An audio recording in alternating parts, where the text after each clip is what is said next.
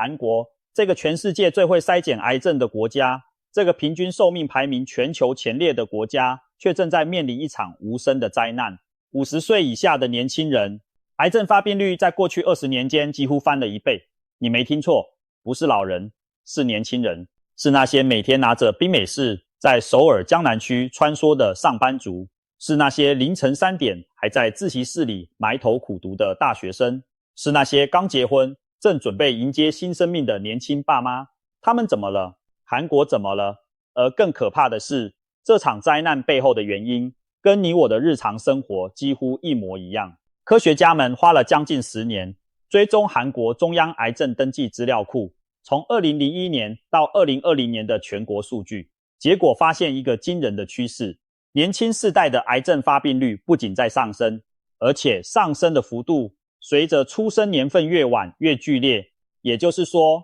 ，1980年以后出生的人比1970年代出生的人风险更高，而1990年以后出生的人风险又比80后更高。这不是基因突变能解释的速度，因为人类基因在短短几十年内不可能发生如此剧烈的改变。那到底是什么在改变？答案可能比你想象的更日常，也更残酷。让我们先从一碗拉面说起。韩国人有多爱吃泡面？根据世界即食面协会的统计，韩国是全球人均泡面消费量最高的国家，平均每人每年吃掉超过75包即食面。75包是什么概念？大约每5天就要吃1包。而且韩国人不像台湾人把泡面当宵夜或偶尔的懒人餐，他们是把泡面当正餐吃的。便利商店里设有专门的用餐区和热水机，随时可以泡一碗辛拉面配紫菜饭团，这就是一顿午餐。韩剧里的欧巴们在寒冷的夜晚端着小铜锅吃拉面的画面，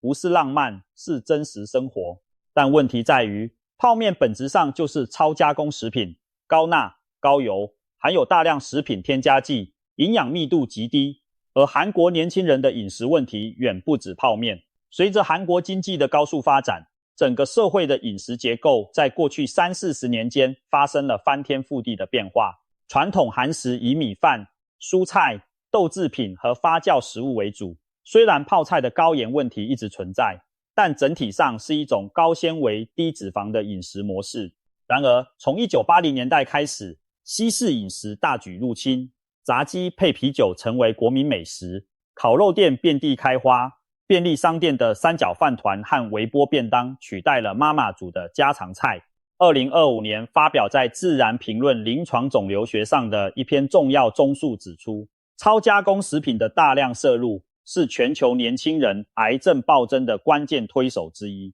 这类食品不仅本身含有可能致癌的添加剂和防腐剂，更重要的是，它们会扰乱肠道菌群，引发慢性发炎反应。而慢性发炎正是癌症发生的温床。哈佛大学的一项追踪研究更直接指出，摄入较多超加工食品的女性，罹患早发性大肠癌前期病变的风险显著增加。而韩国恰好处于这场饮食革命的风暴中心。从1995年到2014年的20年间，韩国和台湾在东亚国家中50岁以下青壮年大肠癌的年增率位居前2名。韩国更是曾经在2018年拿下全球大肠癌发病率第2名的殊荣，直到后来靠着大规模筛检才把数字压下来。但筛检能抓到癌症，却无法阻止癌症发生。所以第一个真相就是，韩国年轻人正在被他们的饮食习惯慢慢杀死，但这只是冰山一角。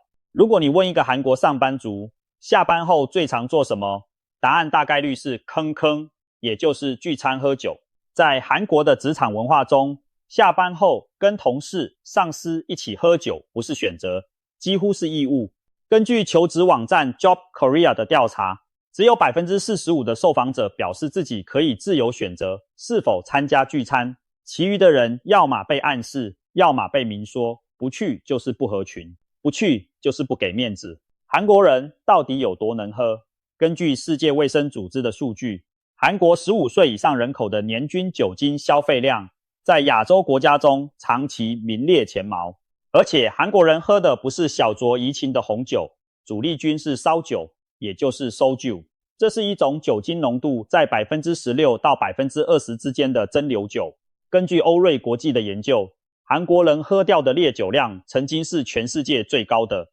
更可怕的是，韩国的高风险饮酒率远超世界平均水平。根据韩国国民健康营养调查，30岁男性的月饮酒率高达 80%，20 岁女性的月饮酒率也超过 56%。而酒精是国际癌症研究机构认定的1级致癌物，不是可能致癌，是确定致癌。酒精进入人体后会被代谢为乙醛，这种物质会直接损伤 DNA， 增加口腔癌、食道癌、肝癌、大肠癌和乳癌的风险。而且跟很多人以为的不同，不存在所谓的安全饮酒量。最新的医学共识已经明确表示，即便是少量饮酒，癌症风险也会增加。偏偏韩国社会对酒精的态度又极为宽容。古语有云，酒是百药之长。韩国的文学作品和历史文献长期以来都在正面描绘饮酒文化。政府对酒精的管制也相当温和，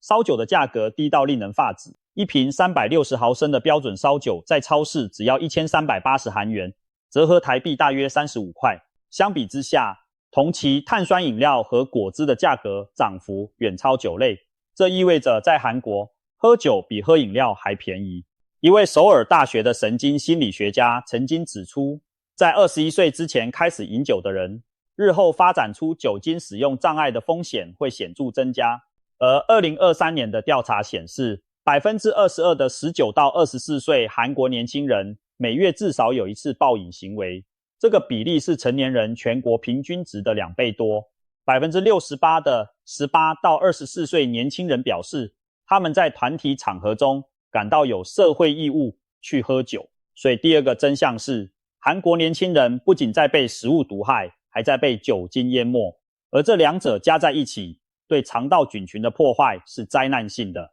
说到肠道菌群，这可能是近10年来医学界最重大的发现之一。我们的肠道里住着数以万亿计的微生物，它们不仅帮助消化食物，还深刻影响着我们的免疫系统、代谢功能，甚至大脑健康。科学家现在把肠道称为第二大脑，因为它跟身体几乎每一个系统都有密切的对话关系。而当这些微生物的平衡被打破，也就是所谓的菌群失调时，坏事就开始发生了。有害菌增多，有益菌减少，肠道屏障功能下降，慢性发炎信号开始向全身扩散，免疫监视功能被削弱，致癌代谢物开始累积。这不是假设，这是已经被大量研究证实的机制。那什么会破坏肠道菌群？答案几乎就是现代韩国年轻人生活方式的完整清单：超加工食品、酒精、抗生素滥用、缺乏运动、睡眠不足、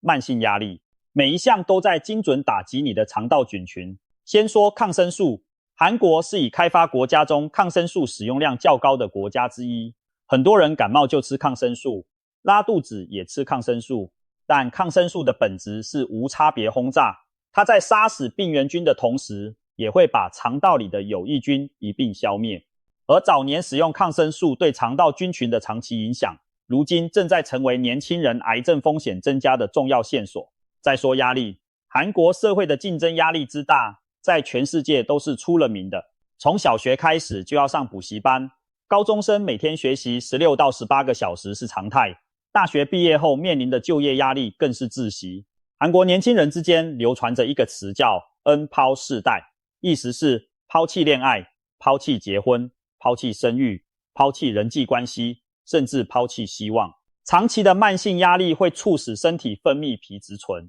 而高皮质醇不仅会让人暴饮暴食，偏好高糖高脂食物，还会直接抑制免疫功能，改变肠道菌群组成，增加全身性发炎反应。当压力让你失眠，失眠又让你的肠道菌群进一步紊乱，紊乱的菌群又加剧焦虑和抑郁，于是你喝更多的酒，吃更多的垃圾食品来解压，而这些又进一步摧毁你的肠道，这是一个完美的死亡螺旋。如果说饮食、酒精和压力是韩国年轻人主动接触的风险因素，那接下来要说的这个东西是你根本无法逃避的，它存在于你喝的水里、呼吸的空气中、吃的食物上，甚至穿的衣服里，它就是微塑胶。微塑胶是指直径小于5毫米的塑胶碎片。自从1945年以后，塑胶的生产量呈爆炸式增长，到了2004年左右，微塑胶已经无处不在地渗透进我们的环境。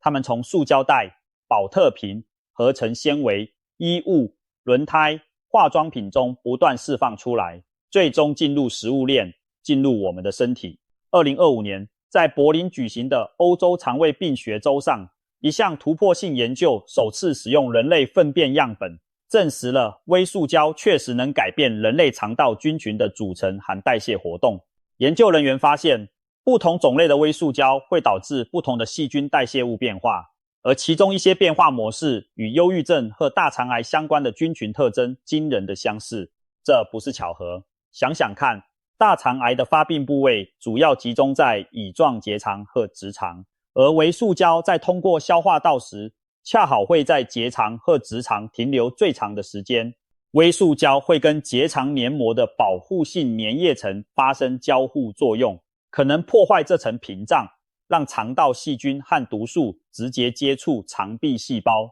从而大幅增加癌变的风险。更令人不安的是，微塑胶中含有的塑化剂，比如人基酚，可以模拟雌激素的作用。这种所谓的内分泌干扰效应，即使在极低浓度下也能刺激细胞分裂，而失控的细胞分裂正是癌症的本质。实验研究已经发现，微塑胶暴露能激活至少4条主要的致癌信号通路，促进肿瘤的形成、生长、侵袭、转移，甚至产生抗药性。全球50岁以下年轻人大肠癌的暴增，恰好与微塑胶大量进入环境的时间线完美吻合。流行病学数据显示，这波年轻人癌症潮是一种出生世代效应。1960年以后出生的人风险开始明显上升，而且越晚出生风险越高。1960年以后出生的人恰好是在塑胶工业大爆发后成长的第一代，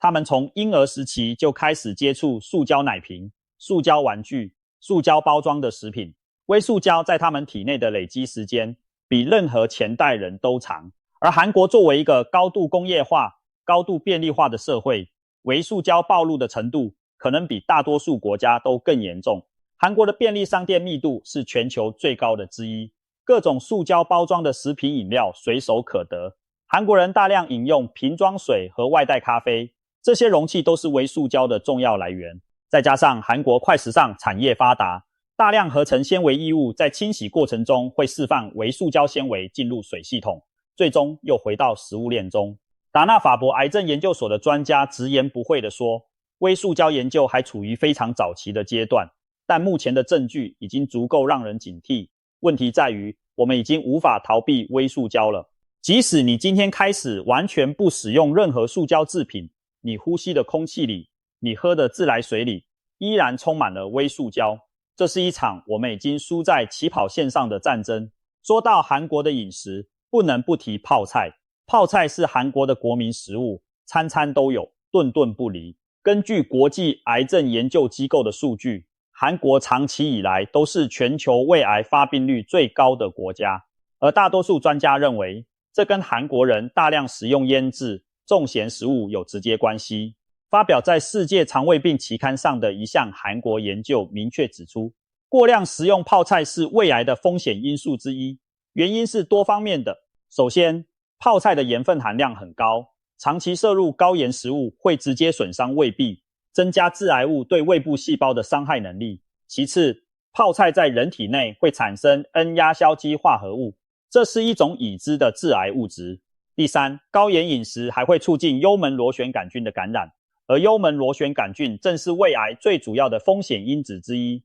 但事情没有这么简单，泡菜同时也是一种发酵食品，含有大量益生菌，对肠道健康有正面作用。这就是泡菜的矛盾之处，它既是毒药又是解药，关键在于剂量和搭配。如果泡菜只是餐桌上的一小碟配菜，配合大量蔬菜和均衡饮食，问题不大。但当它变成每一餐的主角，再搭配上烤肉、烧酒、炸鸡，那就是在火上浇油。而现在韩国年轻人的饮食模式恰好是最糟糕的组合，传统韩食的蔬菜、杂粮、豆制品比例在持续下降，取而代之的是西式快餐、加工食品和高热量饮料。泡菜带来的那点益生菌好处，完全被超加工食品和酒精的破坏所淹没。韩国年轻人还有一个致命的生活习惯，就是不运动。根据韩国国民健康营养调查的数据，从2001年到2013年间，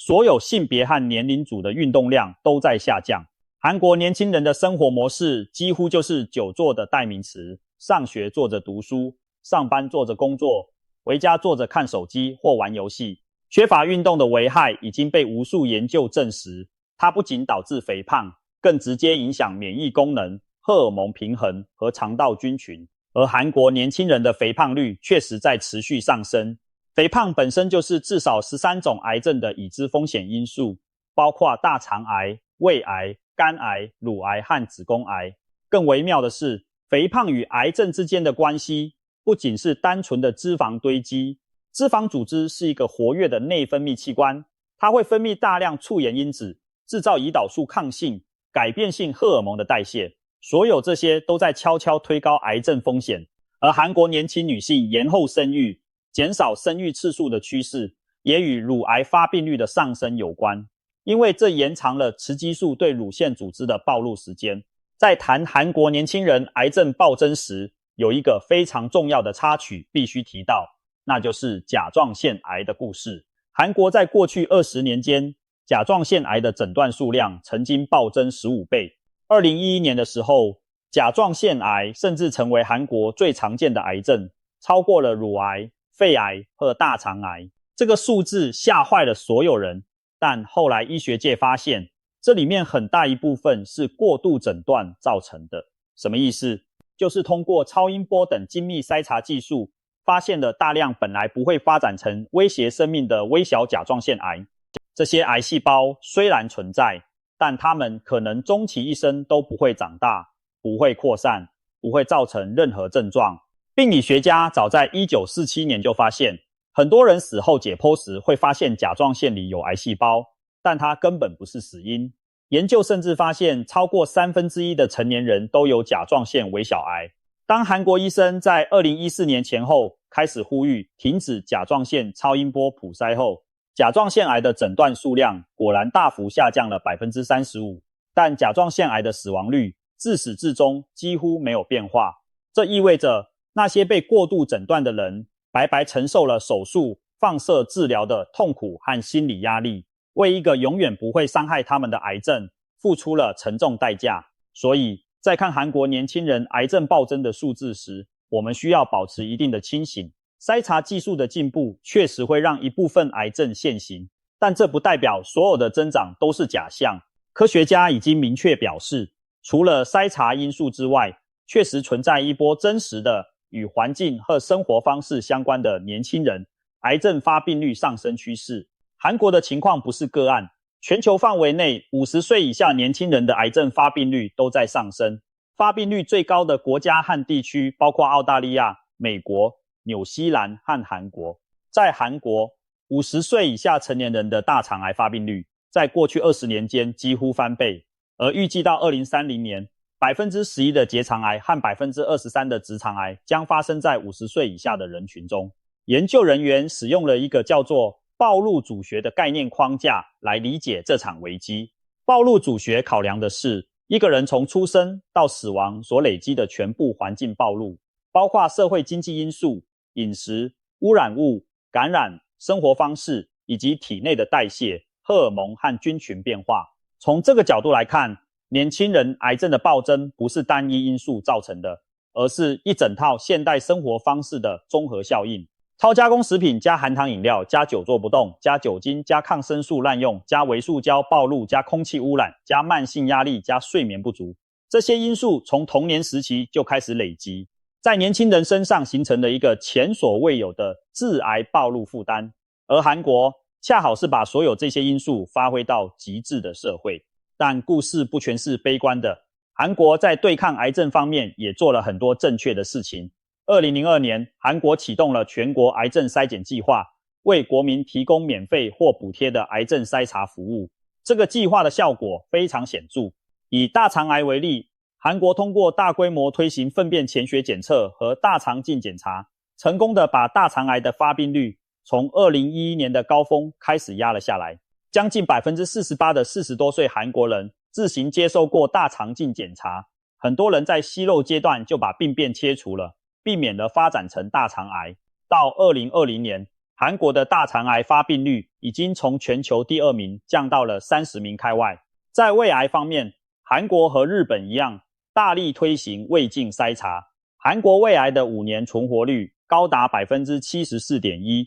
排名全世界第一。这是因为透过筛查发现的早期胃癌存活率超过 90%， 早发现早治疗，这是对付癌症最有效的武器。韩国的癌症死亡率与发病率之比是主要比较国家中最低的，这充分说明了全国癌症防治计划的有效性。但这也凸显了一个残酷的事实，筛检可以救命，但它只是在下游捞鱼，真正要解决问题必须从上游着手，也就是改变那些导致癌症发生的生活方式和环境因素。聊到这里，你可能会觉得很绝望，微塑胶逃不掉，空气污染躲不开，社会压力摆脱不了，那我们还能做什么？其实能做的事情比你想象的多。首先，饮食，减少超加工食品的摄入，这可能是你能做的最重要的一件事。多吃原型食物，多吃蔬果和全谷物，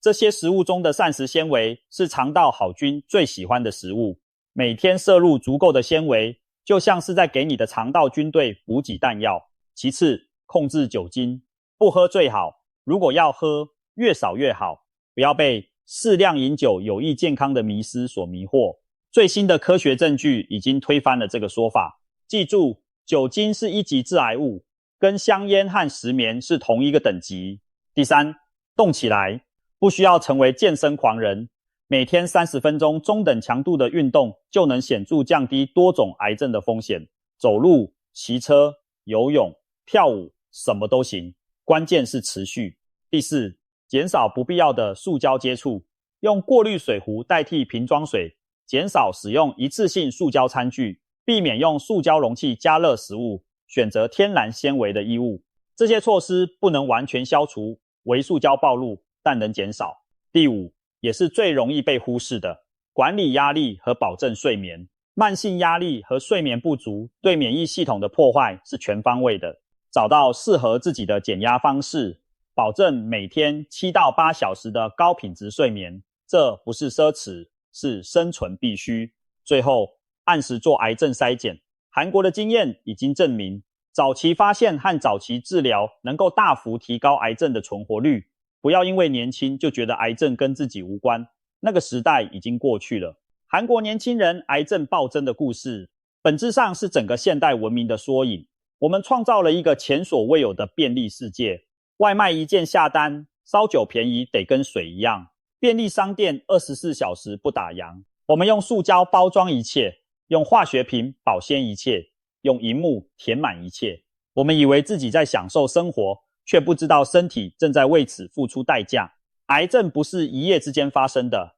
它是10年、20年，甚至30年的慢性损伤累积到临界点的结果。今天一碗泡面，明天一瓶烧酒，后天一个通宵。每一次看似微不足道的选择，都在你体内的某个细胞里留下一道微小的伤痕。当这些伤痕累积到足够多的时候，癌症就来了。韩国年轻人的故事不是别人的故事，是我们所有人的警钟。如果你正在看这支影片的时候，手边放着一碗泡面配一罐啤酒，也许是时候停下来想一想了。不是要你立刻变成苦行僧，而是要你明白，每一个关于饮食、运动、睡眠的微小选择，都在决定10年后、20年后你的命运。20年前的韩国人不知道他们的饮食西化会带来大肠癌的暴增，10年前的科学家不知道微塑胶会对肠道菌群造成如此深远的影响。我们永远不知道今天习以为常的哪些东西会在未来被证明是致命的。但我们至少可以做到一件事，就是在已知的风险面前做出更聪明的选择。到底怎么了？韩国年轻人的癌症为什么暴增？答案不是什么神秘的基因突变，不是什么不可抗的命运，而是太真实、太日常、太普通的原因。真实到你每天都在经历，日常到你根本不会注意，普通到你觉得不可能是它，但偏偏就是它。就是那碗你觉得无所谓的泡面，那杯你觉得不多的烧酒，那个你觉得只是一天而已的久坐不动，那瓶你觉得很方便的塑胶瓶装水。癌症最可怕的地方，不是它的凶猛，而是它的耐心。它愿意等你20年，